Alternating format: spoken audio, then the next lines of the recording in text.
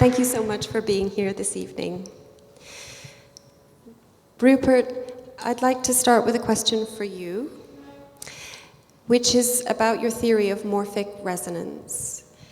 Could you please explain to us your theory of morphic resonance and how you came to this theory and what it suggests about the nature of memory? Morphic resonance is the idea that there's a kind of memory inherent in all nature, that the whole universe, everything in it, has a memory. Each species has a kind of collective memory. Each individual draws upon the memory and contributes to it. And probably most radically, the idea is that the memory is not stored inside brains. It depends on a kind of resonance process. Resonance depends on similarity, and the memory of nature depends on what I call morphic resonance. Morphe is from the Greek word form, morphic. It's resonance of shape, pattern, order, organization across time from the past to the present. And so I think that that's how it works in crystals and molecules and cells and tissues and animals and plants and in us. And I think our own memories are not stored in our brains but come from resonating with ourselves in the past. And because we're similar to lots of other people as well, collective memory and individual memory are like two aspects of the same phenomenon, differing in degree. And I came to this because I was working on developmental biology in Cambridge, and I came to the conclusion that genes can't possibly explain most of inheritance. What they do is code for proteins. They enable proteins to make the right sequence of amino acids, and if you have a defective gene and a defective protein, you'll have a defective organism in one way or another. But the form, the shape, the instincts of animals can't possibly be coded in the genes, it seemed to me. There must be some other way of inheritance. And that's why I came up with the idea of morphic resonance, a kind of memory in nature across time. So, in fact, we now know, as a result of the Human Genome Project and other genome projects, that genes actually only explain a fairly small amount of inheritance. Proneness to schizophrenia about 3%, breast cancer about 10%, height about 15%. And the rest of the inheritance of these things is now called in biology the missing heritability problem. And so I think that morphic resonance plays a major role in all life and in all nature. Thank you, Rupert. In the book, The Science Delusion, you offer a sort of historic critique of the culture of scientism and how it has become sort of stuck and reified and fundamentalist in some of its principles. And I wonder if you could speak a little bit about the constraints within the current culture of scientific inquiry that you are critiquing. Well, current science is based on natural philosophy. It's based on a particular philosophy of nature, namely mechanistic materialism. That means that the whole of nature is conceived of as mechanical or machine-like. And the materialist part of that means that matter is the ultimate reality, and matter is seen as unconscious. So it gives us a picture of the entire universe made up of unconscious matter, working mechanically by physical forces in accordance with blind mathematical laws. And the only source of innovation or creativity is chance, random, mindless chance. And according to this philosophy, the whole of nature and everything in it ought to be unconscious. The biggest problem it has is that we're not unconscious. We ought to be. Some professors of mind have spent whole careers arguing that actually human consciousness doesn't really exist, and that it's an illusion. The problem is, as their critics point out, that illusion is itself a mode of consciousness, so it doesn't really explain it. And so this is now called the hard problem in the philosophy of mind. Most biologists and scientists in general have been brought up with this philosophy of nature not told that it's a philosophy, it's simply implicit in the whole of their scientific education. So they've never had a chance to stand back and think, well, wait a minute, are all these assumptions really true? It's just built in, hardwired into science.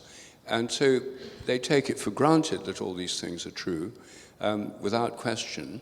And this greatly constrains what science can do research on. For example, telepathy, which is very common in people and in animals, is a taboo topic, because if the mind's nothing but the activity of the brain, telepathy is impossible. There's no way your thoughts could influence a dog or a person hundreds of miles away. So therefore the evidence is simply cast aside on the grounds it's impossible, and therefore there must be something wrong with it. And this means huge areas of experience, not just psychic experience. Consciousness itself doesn't fit into this model. So very large areas of inquiry are banned or taboo with this dogmatic belief system. And it affects all our lives through the way we react to the natural world. If the universe and if the earth is nothing but inanimate machinery, it's just sort of resources we can exploit and make a profit from. If the universe is alive, and if we're interacting with a living world, it gives a very different attitude to nature, not the one that predominates in politics and business at the moment. And so I think that the other thing is that mechanistic materialism portrays a universe where there's no consciousness out there. There's nothing out there except matter. So all religions, all belief systems that depend on consciousness being fundamental, as I think all religions do, are automatically seen as nothing but superstitions or false belief systems or childish fantasies. And so mechanistic materialism undermines all faith and all belief and leaves very little in its place, except, I suppose, a momentarily gratifying feeling that for mechanistic materialists that they've seen through the illusions that everyone else is still subject to, and that they're just much smarter than everyone else. But it's not a very consoling thought, you know, if you're in difficulty or when you're trying to deal with the problems of life. It's rather a thin philosophy which actually doesn't make people happier and healthier, and on the contrary. So I think it's actually harmful as a worldview. Anyway, I think just from a purely scientific point of view, science, I think, would be more exciting and much more fun and much more interesting if we go beyond these dogmas. I believe in science tremendously. I mean, it's what I do. It's what I've done for my whole career. But I don't believe in scientific dogma. And I think science is a method, not a belief system. Thank you, Rupert. So you've touched on there this tension between science and religion, or the possible marriage between the two of them, which is one of the things that this dialogue is intended to explore. I have to say that when I was reading your book, The Science Delusion, I had this line going over and over in my head, which was, and I didn't remember where it came from. I had to look it up. I had thought it was a line from Rumi, but actually it's a line from the Talmud, and it says, "Every blade of grass has its own angel bending over it, whispering, 'Grow, grow.'" And I'm a person of faith, so I read your theory of morphic resonance, I suppose, through that lens that I have. But this idea that memory and intelligence doesn't just inhere inside of the brain or inside of the individual consciousness, but rather life or individual life forms are nested within a greater intelligence or within fields of intelligence, I think is very suggestive to the religious imagination. So I would love to hear from you, Rowan. How does the theory of morphic resonance land with you from a Christian theological perspective? There's a very strong and consistent strand in Christian thinking which says the stuff of the universe is never dead stuff. It always speaks. Because if, as Christians and Jews and others believe, the world exists because the infinite, the unconditioned, that we call God, has in some sense spoken, communicated, then what we sense around us is always going to be, let's say, a means of communion. A bond is offered to us, a connection. And although that's not been perhaps as mainstream in modern Western Christianity as one might like, it's there, it's persisted in Eastern Christianity and in some elements of Western Christianity too. You only have to go back to Thomas Traherne in the 17th century, that great eccentric priest and poet, who celebrates exactly this sense of everything communicating, everything speaking in some sense. And by speaking, by communicating, not speaking, as it were, messages from God, but opening a door into relationship, connection, or, as I like to say, a word we've already heard this evening, attunement. So wherever I turn, whatever I'm experiencing physically, there is an invitation, an opportunity to be attuned to that, for my own being to be more deeply in step with, in rhythm with, in dialogue with, in exchange with a whole system of life-giving, imagination-enhancing gift that is coming at me all around. And I think that's, as I say, that is something I would regard as fundamental to the Christian doctrine of creation. It's not to say that there isn't a problem about human sin and all the rest of it, but the first thing is that in creation, the infinite, the unconditioned, establishes relation with what it is not, brings into being a partner with whom life, intelligence, and so on is shared. And that's, I think, how a believer ought to be looking at the world around. As Traherne and other poets have said, wherever you turn, there is a life that is speaking to you, that is sharing with you. And you could say the essence of sin, from that point of view, is exactly the mindset which says, I have nothing to receive, I have nothing to learn, I am an isolated little unit among lots of other isolated little units, and we make the best of it, and the mechanism grinds on. And that seems to be quite a potent definition of the human problem. Original sin, as you might say. Thank you. And just on this theme of memory, the theory of morphic resonance has so much to do with the idea that memory, ancestral memory, memory of life forms, is held within these morphic fields, these fields of resonance, and transmitted from generation to generation. And I'd be curious to hear about your thoughts about memory. I know St. Augustine wrote about memory as being a site of intimacy or potential intimacy with God.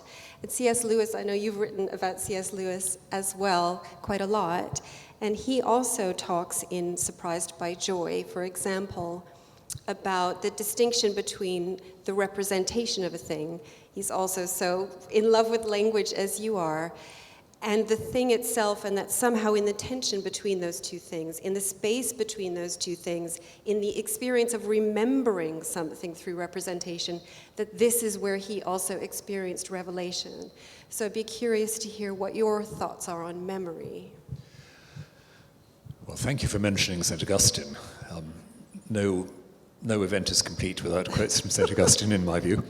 But when Augustine addresses the question of memory in his autobiographical reflection, The Confessions, he says some really quite extraordinary things about it, things that really nobody else had said before. He says, for example, I become a question to myself. Quaestio factus sum mihi. I become a question to myself. As I understand that within me there is more than my intelligence can contain, I understand that the work of understanding myself is a never-ending project. because I'm not completely in control of this atomistic little lump of selfhood. At the heart of my selfhood, there is a sort of cosmic complexity of life and energy and exchange, which I am never going to be able to get hold of and exhaust. I can't know myself completely. The best I can do is, as again he says, to know myself by knowing God, by looking into the source of that overwhelming gift of reality and energy and love and life, and thinking, well, that's where I come from, that's what matters most. I don't have to get a theory of it, I don't have to get a concept of it, I just have to keep the door open. And the imagery he uses is so powerful. He talks about the enormous caverns of the memory.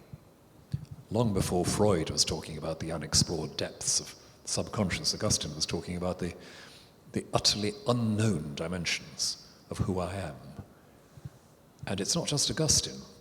At that time, almost contemporary with him, a bit older, the great Greek theologian Gregory of Nyssa is writing about the fact that, of course, we don't know the definition of God, but can you tell me the definition of anything, really, let alone yourself? And there's something, it seems, in that early Christian and Jewish milieu, the first few centuries of the Christian era, that kind of prompted people to what I can only call a really creative puzzlement about the world, and God, and themselves, understanding that the goal of our thinking is never possession, but always participation. That's beautiful, thank you.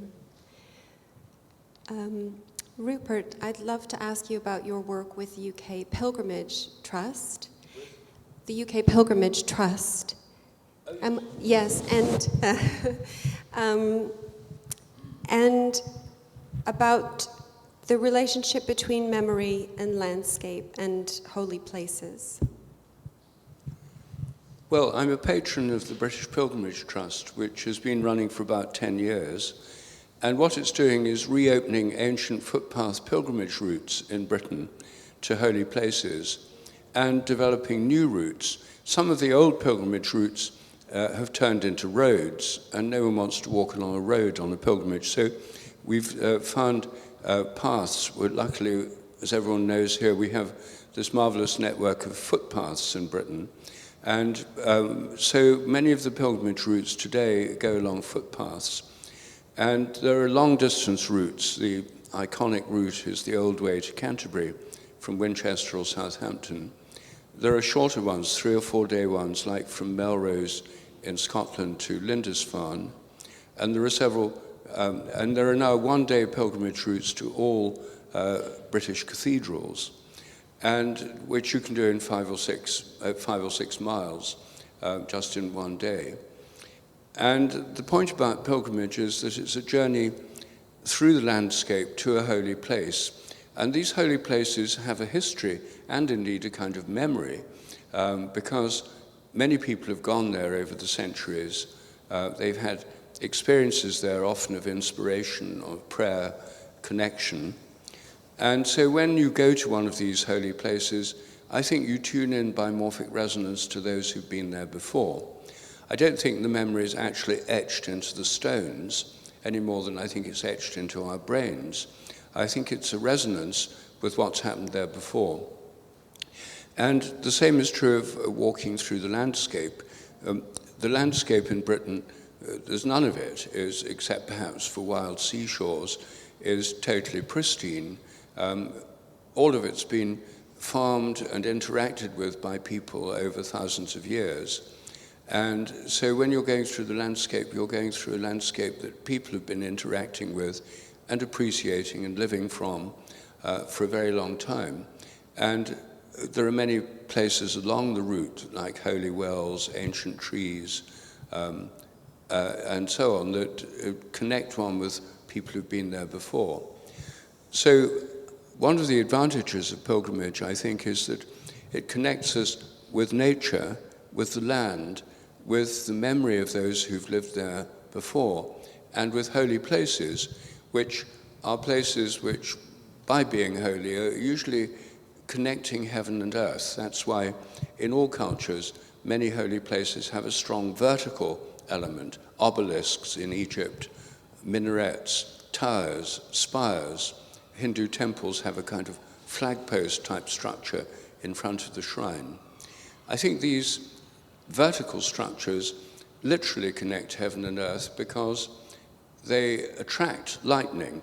Lightning is attracted to the highest place available, which is why mountaintops and tall trees get struck. But so do tall buildings, and that's why churches have lightning conductors on them to protect the building, because the lightning is going to be striking there. So what churches with towers and spires are doing is funneling in the electrical energy of the sky into that holy place, goes down the lightning conductor, and when it gets into the earth, it doesn't just stay there. It's 1 million volts of electricity. It diffuses out from the church or the holy place throughout the parish underground.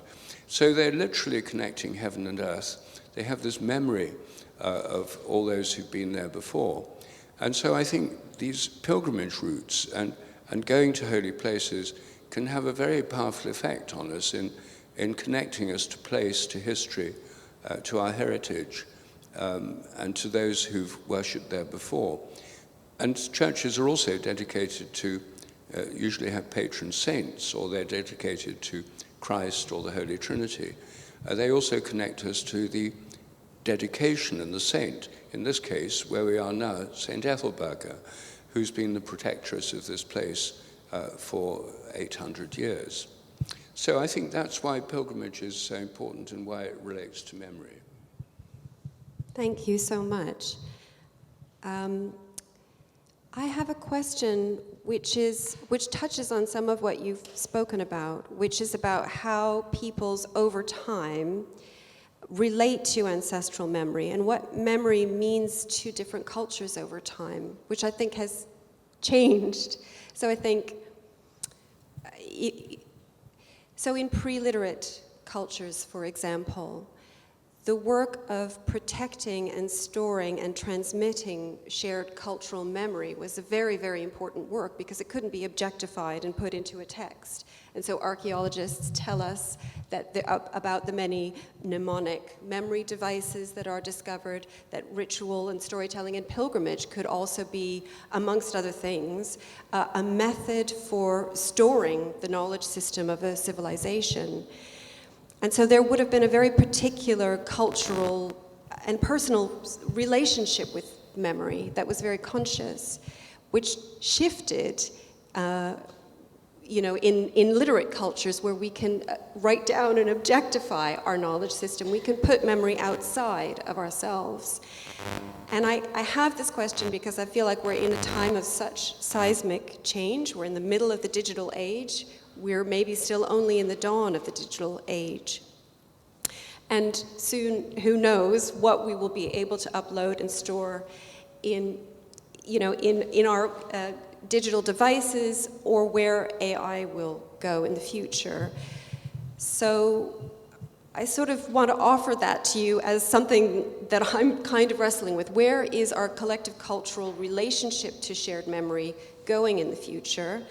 And what does it mean to safeguard inner life and being in right relationship to shared memory in a digital age, just as individuals trying to navigate this landscape? I wonder if I could come in on that. Please. I noticed an item in one of the newspapers this week saying AI threatens certain kinds of knowledge that are not codable in AI recognizable ways. And what you're talking about, of course, is very much in tune with what Rupert was saying, in that we're speaking about memory not as a set of facts that live somewhere in a little storeroom at the back of the brain. We're talking about memory as a whole cluster of habits of adjusting to, coping with, receiving from, and giving into, a whole system that continues around us. So, in pre-literate culture, as you rightly say, part of the maturing, the training of a person in that society would be acquiring that kind of memory, not a memory of facts that you need to know, or even techniques you need to know, but a memory of actions to perform, relations to cultivate, places to be in, ways of listening. And that, of course, is what ought to come naturally to us as organic beings who absorb things through the senses. And that's what, inevitably, we lose if we think the paradigm of intelligence is AI.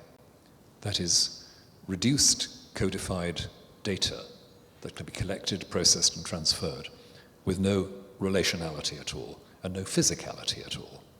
And it seems to me such a paradox that here we are in, as Rupert says, a self-proclaimed materialist age, and here we are deeply obsessed by a profoundly anti-material philosophy of intelligence. What do we think we're doing? What are we doing? Can you shed light, Rupert? Well, I know I agree with Rowan about that, and I think that the memory, artificial intelligence is based on scraping vast amounts of facts from the internet and just collecting huge amounts of data. It's not really intelligent, it's just sort of data collecting and processing. But I think that this sense of memory as something that's alive is essential, and one reason that I myself am a practicing Christian is because I very much appreciate the liturgy and the rituals. All religions have rituals, and rituals are by their nature repetitive. They have usually ancient holy languages, like Sanskrit in Hindu rituals, or Old Arabic in Islam, or in the Coptic Church, some elements of ancient Egyptian. So there's a sense in which the rituals are conservative. They have to follow a pattern that's been followed before. And I think by following these patterns, the people who take part in them come into resonance with each other at the time.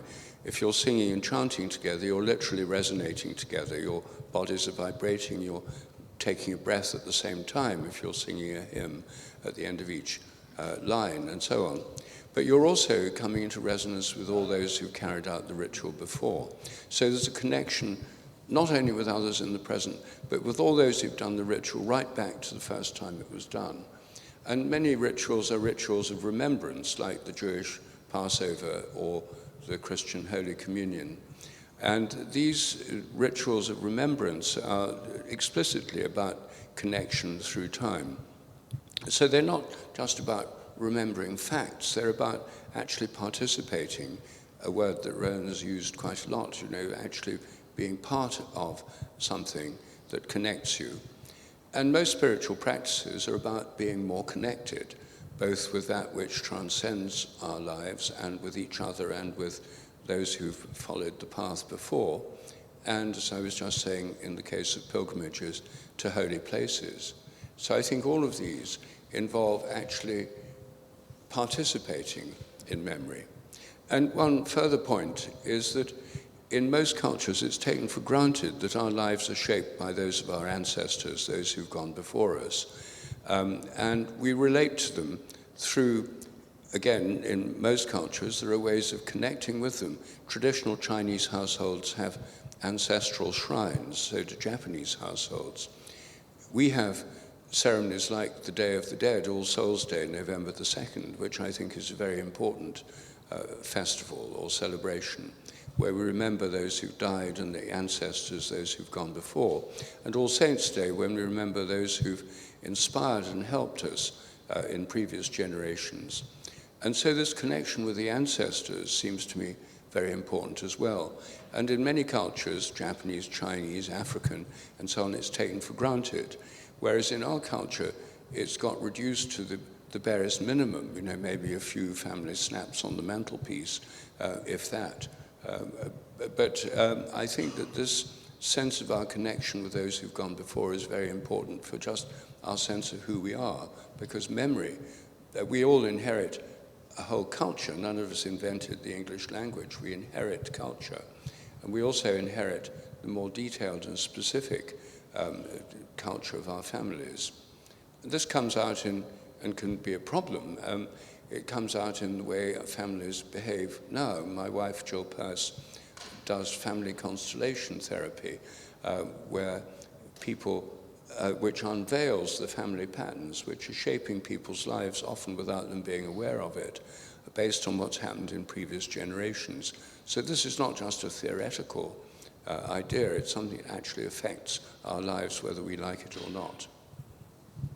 Thank you. So this is a conversation about memory, consciousness, and faith. And so I wondered if I could ask you if there was a moment in your own lives that you remember when faith became alive for you, or when faith jumped off the page, that you would feel comfortable to share. Maybe you go first. I suppose, although it's difficult to nail down one moment, I suppose I was very fortunate in my early to mid-teens in being part of a rather old-fashioned Anglo-Catholic parish church where we were taught, I think in the way I've been describing. We were taught how to do things, how to pray, how to be quiet. We were taught how to serve at the altar, how to behave when you're in a sacred space. And I suppose steadily over 2 or 3 years, that sense of a deep belonging came home to me. This is a place where I belong. Not just in the sense of, it's sort of cozy and nice to be here, but there is something here which, just as much as, if you like, playing an instrument in a good orchestra, you think, yes, I know how to slot into this. This is an ongoing set of practices as well as ideas. And I suppose that's why I've always found it very frustrating discussing or debating with the kind of atheist who says, well, you've got all these silly ideas, you religious people. And I want to say, well, it really doesn't have very much to do with ideas to begin with. It starts as practice. And unless you understand that it's a way of behaving in the world, at least as much as it's a way, a system of thinking in the head, you really won't get anywhere with this. But I suppose that's what came home to me very strongly, growing up in that kind of religious environment, and also growing up in an environment where our clergy were extraordinarily imaginative, flexible, and alert to all of this, and confident about it. Not arrogant, but confident about it. This is how you make yourself at home with God and with the world. And I suppose also then when at the age of 14 or 15, when I first encountered directly the worship of the Eastern Christian Church, I thought, well, yes, even more so. But I can see how the connections work there. So I feel I'm grateful, really, to have been spared what you might call a very ideas-heavy induction into Christianity. I say that as the theologian who's, made a career out of ideas-heavy books. But I just give thanks that I wasn't, as a growing adolescent, I wasn't given any sense of being forced into a system of, you have to believe this, but to understand how the beliefs grew out of and belonged with a way of being in the world. Something like that. That is so beautiful, and it does really chime with something that you were saying earlier, Rupert, about how, the choral singing resonates. You find a harmonic resonance with the others who are participating in a ritual and those who have done it before. And it's so interesting what you were saying about the practice comes first, and the resonance or the belief arrives through this practice. I just thought it was so interesting how your remarks mirrored each other in that way. Well, when I was a teenager at school, I was indoctrinated by my science teachers with the idea that religion in general and Christianity in particular was a kind of childish belief system that we should have grown beyond. And so although I was at an Anglo-Catholic boarding school, although we had compulsory chapel, my science teachers, particularly my housemaster, who was my biology teacher, led me to see all this as being very childish. And we had what, in retrospect, I realized was a wonderful chaplain, but he believed in the divine right of kings. He celebrated the feast of King Charles, King and Martyr. He was very, very Anglo-Catholic. He often took the services with his cricket gear on under his cassock, because he was a leading player for the Southall clergy. And I was a thorn in his flesh. In divinity lessons, I would ask all the most awkward questions. And so I believe I was indoctrinated really with the belief that science has rendered all these beliefs and practices just untenable. They're just a hangover and they'll fade away. And I loved the music though. I sang in the school choir and I'm an organist. I come from a family of organists. So I've always been interested in church music and loved it. Even when I was for years at school and then at Cambridge, an atheist, I loved going to choral evensong, and I loved cathedrals and churches. My father was a great devotee of medieval architecture. He took me to see almost all the cathedrals in England when I was a child, and we used to visit village churches, and so I loved all that. But I was just thought, well, it's all past. It can't possibly mean anything much anymore. And for me, it needed quite a strong thing to blast me out of this mechanistic materialist framework. And for me, a particularly important thing happened when I was traveling in India in 1968. I was age 26. And I was traveling through India on my way to Malaya, where I was working in the botany department of the University of Malaya on tropical plants. And I met an English friend in India who was an anthropologist in a remote Himalayan village. He invited me to go with him to his village, so I went with him. It was quite very remote. He knew the local language. We were staying in the house of a Brahmin family whose simple way of life enormously impressed me, and their devotion to the traditions. And one day I was there and I was going to throw some rubbish on the fire. We were sitting around the fire, the cooking was on the open fire. And he said, no, don't do that. The fire's sacred, and you can't just throw rubbish into a fire. It's the heart of the home is the sacred fire. We went for a walk one day along a valley, a river, and there was a cave by the river. In the cave was an orange-clad figure. And so I said, who's that? And he said, oh, it's the local holy man. And he said, the holy man beckoned us over. We went to his cave. And the holy man then produced a clay pipe. I hadn't seen one before, which he called a chillum.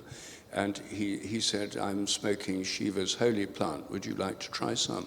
So I vaguely thought this might be cannabis, but I hadn't smoked cannabis before.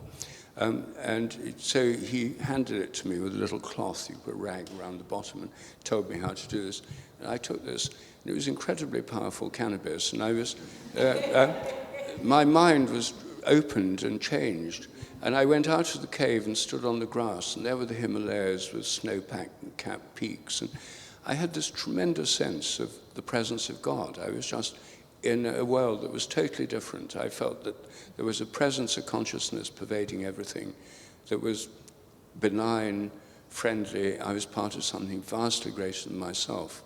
And I had this sense of tremendous connection with nature and with beyond nature and with greater form of consciousness. And I just knew that the mind was no longer just something inside the head. It was, for me, a transformative experience. And I later had a job in India. I was so attracted by Indian culture, worked in India. And for me, it was really the Hindu devotion to holy places and to shrines and to traditions and chanting, and the Sanskrit chanting of the pujas in temples that showed me the value of these traditions. And it took me quite a while to realize that actually all this existed in my own culture.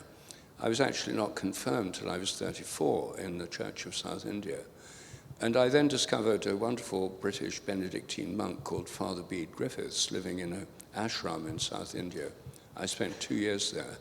And for me, that was the perfect bridge between what for me was a revelation of the mystical dimension that came through the Hindu tradition primarily. And he connected me with this the side of the Christian tradition. I'd never heard of Christian mystics before. No one had ever told me about them in my school chapel. And I'd heard about missionaries and doing good work and that sort of thing, but not about mystical experiences. And so, for me, this experience in India and other experiences in India were what opened a door for me, which I later then connected and saw was actually in the Christian tradition too, where I've now find my main spiritual roots. Just a footnote to that, just that when I was, I think, 17, I read Bede Griffiths' autobiography, The Golden String. Yes. And it was a life-changing encounter with that book. Yes. So we have that in common. So I'd like to actually give Rupert and Rowan the first opportunity to ask each other a question.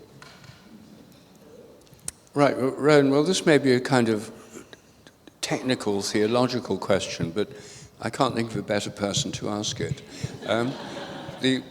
St. Augustine, in his so-called psychological model of the Holy Trinity, thinks of God the Father as being the bearer of memory, and memory underlying the divine nature.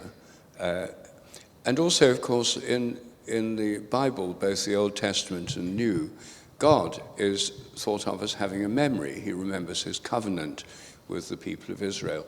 He remembers what people have done. All models of the Last Judgment presuppose that God remembers what one's done in one's life. And a great deal of it is about remembering. A lot of the Psalms are about remembering the promises and the covenant. So it's not only in this more poetic language of the Psalms and the Bible, but also in the deep theology of Augustine that we have this sense of memory as central to God's nature. And I wonder how you understand that, because obviously God's not remembering things with material memory traces in the clouds. Goodness, how long have you got? Briefly, first of all, just a little health warning about Augustine's psychological analogy. He does, as it were, map the three levels of human awareness, memory, intelligence, and will or love, onto the persons of the Trinity. But that's not something he develops at great length, because he's got a slightly more complex agenda, but it's one of those throwaway things which has kind of lasted in the Christian tradition. And I think it's something to do with this. For him, memory is so much more than just, as I say, a bank of facts we might access. Memory is the whole life of presence to self, at the level where it's not conscious, not sort of chopped up into bits. The whole reality of self-presence. And you might say that the first thing about God is just presence to self. God is present to God's self. And that presence to self generates the intelligence, the understanding that we think of in relation to the Word of God, which generates the active engagement, the overflow of energy that is the Spirit, very, very roughly. But it's that self-presence that I think is the link between what Augustine says about ourselves and about the divine. And really what he's saying is something like, look, if you think it's odd to talk about God as simultaneously three and one, think of yourself. The unity you have as a person is not the unity of one straightforward thing. It's a unity that's more, you might say, like a musical harmony. It's an interweaving and interdependence of actions. It's not a thing, a little hard nut. But can I come back with a question for you? But what about God's memory as portrayed in the Bible? The idea of God as the faithful witness to what's happening in the universe. Everything is there, present to God, and always present, and consistently present. And God's purpose in creation is worked out coherently, consistently, faithfully. So God is not like an individual sitting outside the whole thing looking down and saying, I think I'll interfere there. Oh, I don't like the look of that. And sort of twiddling the knobs all the time. But somehow within the entire system, God is present, God is intelligent, God is loving, and witnessing, holding the continuity of what we are and who we are, and the whole complex of the universe, including the complex of our own lives. Which is why Augustine, to come back to him again, sees our final imaging of God, our final likeness to God, not so much in the fact that we've got 3 bits to ourselves, God's got 3 bits, but much more when our own self-awareness, our own intelligence, and our own love open out fully to the infinite, then we are reflecting God. Question for you? Yes. We've both talked a bit about mechanistic materialism and its troubles. What is it that kind of beds this in to the modern mindset? At what point do we become seduced by this notion that there has to be a fundamental mindless mechanism expressed in isolated agencies? Where does that come in, and why is it so appealing still for people? I think it's fundamental in 17th century science, when the split between this famous Cartesian dualism between matter and spirit was established. And I think the reason for that, the reason that became so attractive was because of religious wars. You know, the 30 Years' War, where Protestants and Catholics were killing each other on an industrial scale on the continent, the Civil War here in England with fanatics of every kind, created a cultural context. I mean, Descartes had his vision of the mechanical universe on the eve of St. Martin's Day, November the 10th, 1619, when he was a mercenary soldier, aged 24, part of the Catholic army marching on Prague for the Battle of the White Mountain. And so he was at the beginning of the 30 Years' War. And in the 17th century, many intellectuals thought that science, this vision of science with sort of mathematical laws in the mind of God governing a mechanical universe, provided a third way of knowing God that was not Protestant and Catholic, didn't involve killing people, wasn't all about contentious interpretations of Holy Scripture, but was a direct knowledge of God's nature. They thought of God as a mathematician. So when Newton came up with the law of gravity, this became a direct insight into God's being or mind. And so in the Enlightenment, all based on science and reason, based on a kind of deistic theology, was the idea of a realm of spirit governing this purely material world. And you didn't need revealed religion and faith and miracles and so forth. So that's one thing. And then by the time we got to the end of the 18th century, and for political reasons, people wanted to attack the church because it was allied with reactionary regimes, like in France.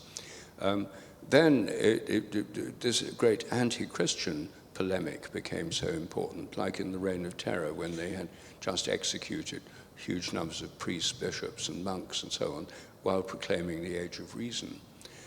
And so by the 19th century, the Cartesian dualism of an unconscious natural world with a spiritual realm of God, angels, and human minds invisibly somehow outside nature, supernatural. The materialists then said, well, actually, why do we need all this material? You can't observe it, you can't see it, you can't measure it, it just doesn't exist. And so you can get full-blown materialism, which is by cancelling the spiritual pole of Cartesian dualism. The interesting thing, though, is that many theologians, particularly Protestants, had gone along with this mechanical view of nature. They hadn't opposed it. Roman Catholics did, because they believed in Aquinas' doctrine of form and a much sounder analysis of the nature of nature, in my opinion. But Protestants, on the whole, went along with mechanistic theory of nature. So God, as in Paley's famous work, is the clockmaker making the machine of the universe and standing back outside a mechanical universe. So in a sense, they'd already solved the past. And then from then on, it was relatively easy for mechanistic materialism to take over, at least in Protestant countries to start with. So I think I think the roots really are in the 17th century, and I don't think one can understand it without that. And one interesting point of this is that my book, The Science Delusion, was published in Beijing in Chinese about 3 weeks ago. And I was asked to write a preface for the book. And one of the things I said in the preface was that, I was taught at Cambridge by Joseph Needham, who was a great scholar of China, and I said how I'd always been interested in Chinese culture. But I thought it was a shame that the culture of China had imported Western science lock, stock, and barrel, with its whole baggage based on its European history from the 17th century, the religious wars, the reaction against them by atheists and deists and rationalists and the Enlightenment, try and get rid of Christianity and have science and reason dominating everything, all based on particularly provincial European historical factors. The Chinese and the Indians don't need this historical baggage, and if they can step beyond these dogmas that have been built into science through it, science could be liberated in a way that's more in accordance with their own philosophical traditions. Taoism, for example, which sees nature as alive and as a process, not made up of dead mechanical stuff. So I think it's actually this issue we're dealing with here of mechanistic materialism goes way beyond Western and Christian-based culture. It's everywhere in the world has imported this worldview, and it challenges the foundations of their own belief system if they take it seriously. Thank you both so much. If you have a question, please raise your hand, and Chen will bring the microphone to you. I think there's a question just right here, Chen. Thanks. Thank you. What a wonderful evening in a very special place. I'm being greedy. I have two questions. One is very simple to ask. The other is more difficult to ask. The simple one is, what do you make of dreams? How do we work with dreams? The difficult one is that AI, which you've mentioned, both mentioned, is an extremely powerful and very speedily increasing element of our world, and it's not going to go away. However, how do we spiritualize it? Or perhaps I could say, how do we recognize that it is not the enemy?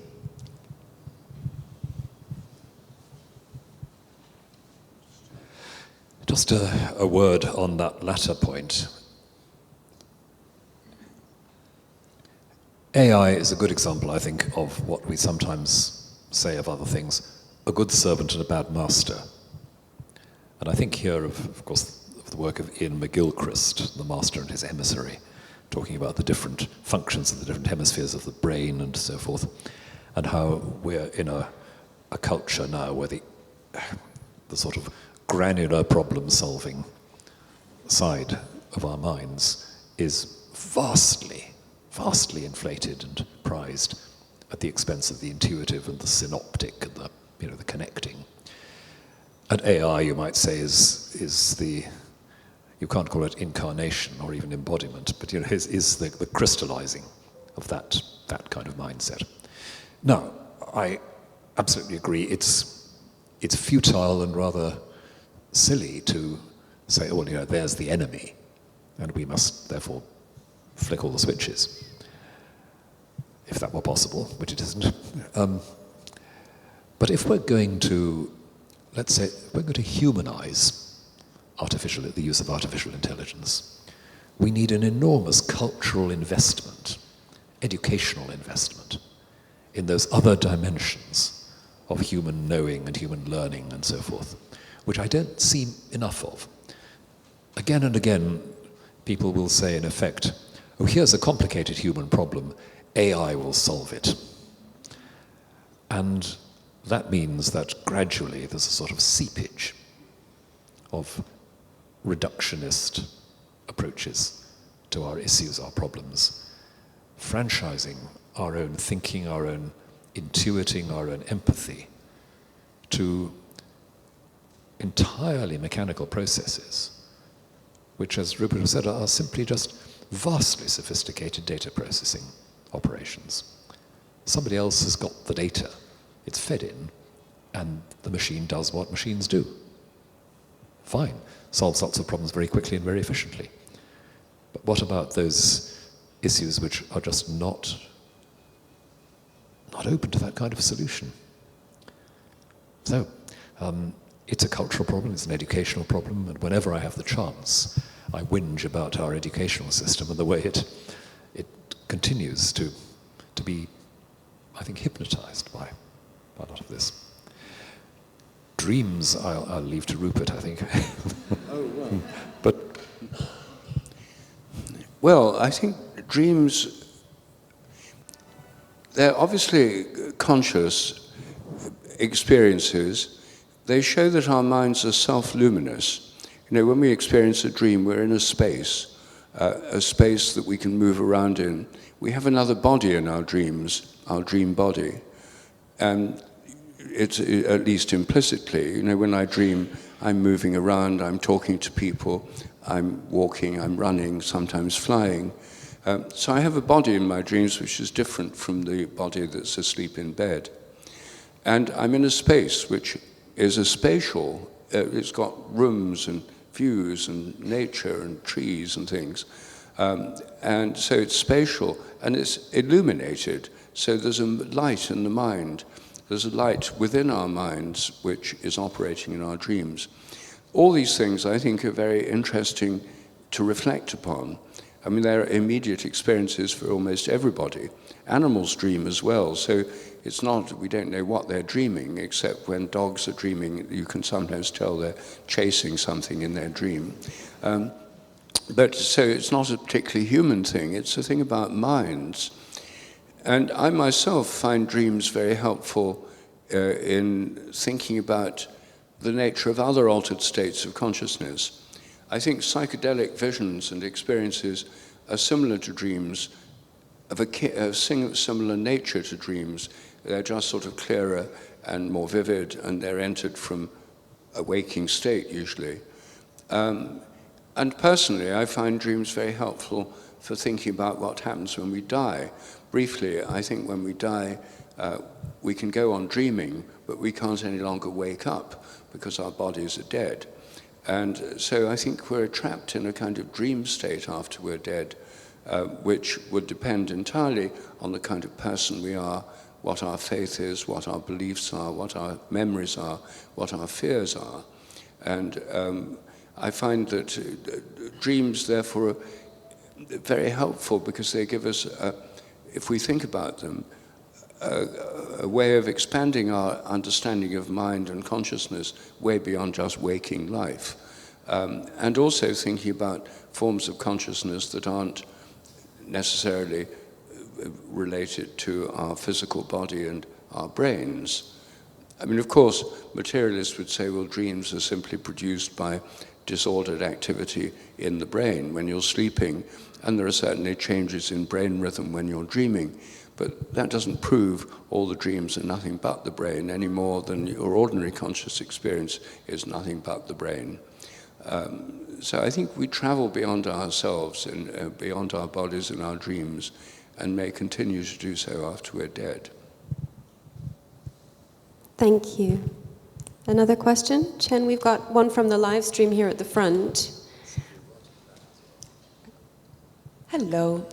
Yes, this is a question from our live stream. I actually have two questions. Maybe I'll just ask one for now. This is a question for Rowan. I read somewhere that poetry is a sound-colored secret that is proof against the human fear of emptiness. What is the relationship between poetry and cosmic mystery for you? Right. Another nice simple one. Poetry for me is about clearing enough of the clutter in the mind to allow connections that I hadn't otherwise seen or heard to come into focus. So, if you're writing a poem, you're writing it out of a particular state of mind where, at the simplest level, metaphor suggests itself. I can see this as that. I can see this, I can see that through the lens of this. I can see parallels or resonances between things and words by shifting the perspective of the words a bit. And that's why I think it's very important that poetry works with sound, not just with the words on a page. You listen in for the echoes, the music, the unexpected things. I can sometimes finish a poem and read it through and think, I didn't actually mean to have that half rhyme or that verbal echo there, but it just, it emerged, it happened, as if the words were doing more work than my mind was doing. And people often say they don't write poems when they've got an idea to express.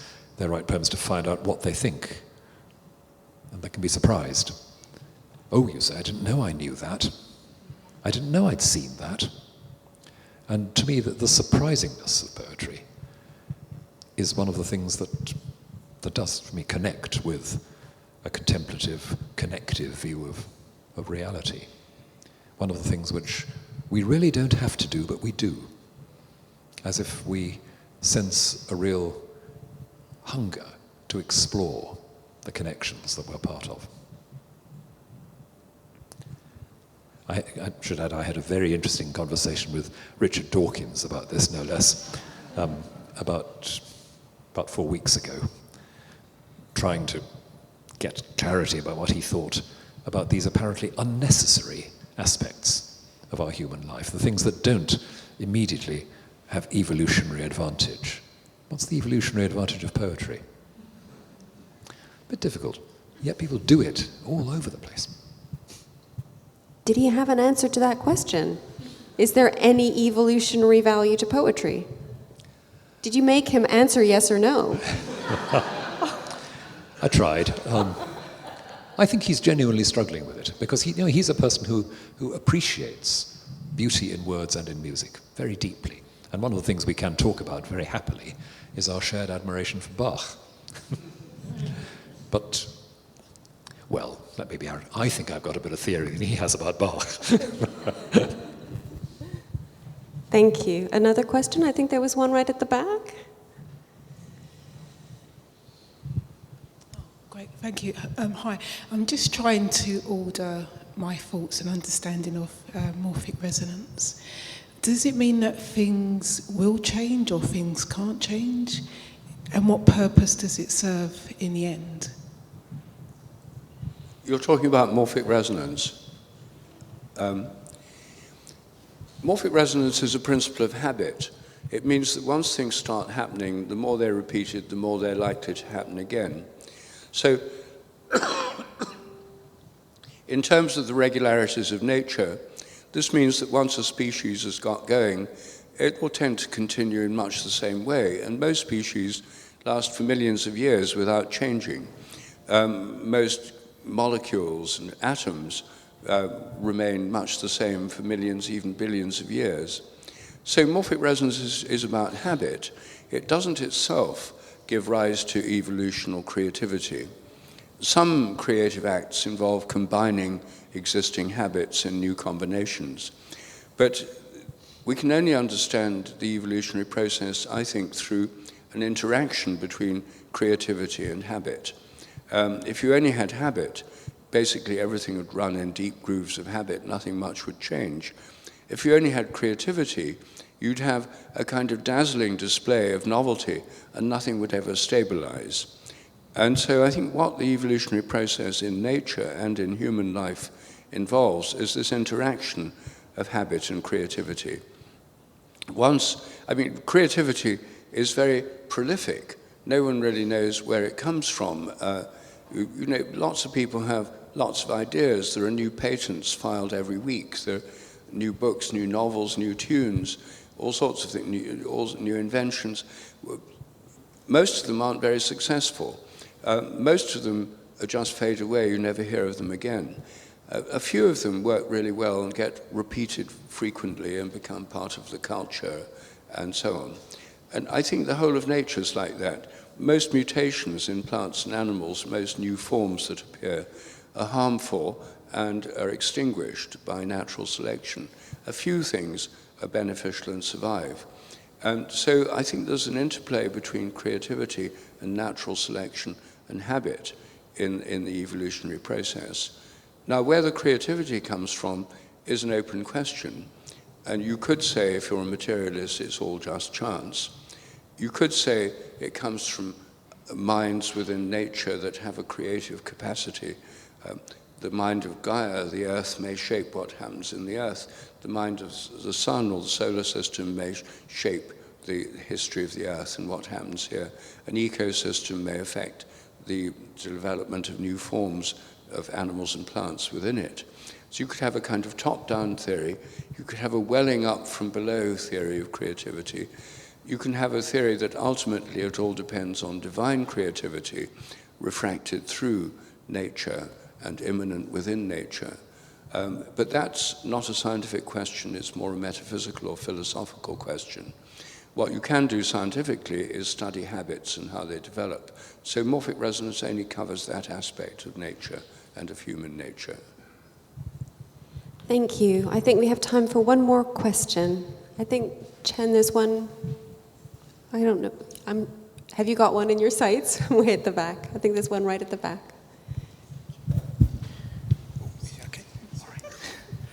Okay, good evening. Thank you for your talk so far. It's been really wonderful. Bishop Williams, you said in a previous talk, you cited St. John of the Cross assimilating memory with hope. And you said something along the lines of hope purifies memory by helping to empty it of past and future concerns in order to focus entirely on God.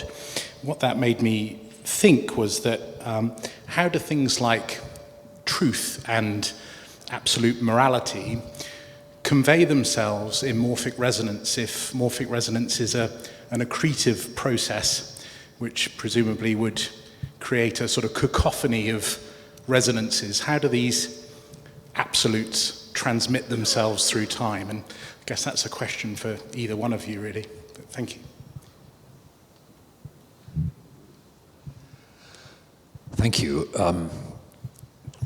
Yes, I mean, it's a very interesting aspect of St. John of the Cross's theories about contemplation and what we call mystical experience, that he says the three elements in us of memory, intelligence, and will are exactly what translate into hope, faith, and love in New Testament terms. So the process of our growth is that memory turns into hope, and intelligence turns into faith, and will turns into love. Now, the emptying out is a matter of, what should I say? It's a matter of not allowing memory, the deposit, the legacy, the heritage of what has happened, to become an object on which we fixate, as if we could possess it and own it and manipulate it. We have to say, it's there.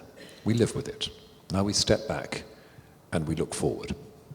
We bring all that forward towards God. Similarly with intelligence, it's not that we stop thinking, it's that we ask, how does our thinking process open itself to the infinite and to mystery? And of course we go on willing, we go on being free beings, but our freedom is so captivated by the beauty of what we look at that we're no longer fixated on this or that outcome, wanting this to make us happy, wanting that to make us happy. We open up, we blossom into love. So it's trying to connect it a bit with the second bit of your question. It's as if St. John and other Christian writers are saying something like this. When we advance on the path of contemplation, when we let go of our addiction, and that's the word we need, our addiction to the idea this or that is going to solve the problem, this or that is going to make us happy, when we let go of that addiction to the ego, we are somehow released into a deeper level of harmony, of congruence with the way things actually are. We live in the truth, as the New Testament puts it. Because truth, both in Jewish and Christian tradition, is not an abstract thing. Truth is the sort of dense, dependable, stable reality that is God. So letting go in the contemplative process, letting go of our addiction to this or that form of gratification, this or that kind of solution to our problems, letting go allows us to be in that truth more deeply. It's not that we then are able to produce a nice, complete, neat system, quite the contrary sometimes, but we know what we're in, we know where we live, where we belong. And out of that, we act for the good of creation, the good of our neighbor, human and non-human, with a deeper freedom, a deeper clarity, because we're no longer fixated on seeing everything in terms of our own need, our own agenda. That's the release, and that's the public, practical effect and implication, I think, of all this. Thank you so much.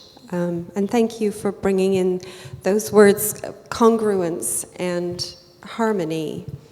I think that those are really beautiful words to end this conversation on. I think one of the things that has really stood out for me is the remark that you made earlier on, Rowan, about your own experience of when faith jumped off the page for you. And you talked about how practice comes first. And this was also something that came out, Rupert, in your reflections about the practice of pilgrimage and the practice of shared ritual comes first, and then a group of people can become attuned to a resonance together. And I feel that together we have practiced something that we practice at St. Ethelburga's very often, which is to bring our hearts together in deep inquiry and dialogue and shared witness to what is most sacred. So I'd like to thank you both very, very much for leading us through such a deep and rich and fascinating and wide-ranging conversation. To thank everybody who's brought a question, to everybody who's come this evening in person and on the live stream. Will you all please join me in giving a huge thank you to our speakers this evening, Rupert and Rowan.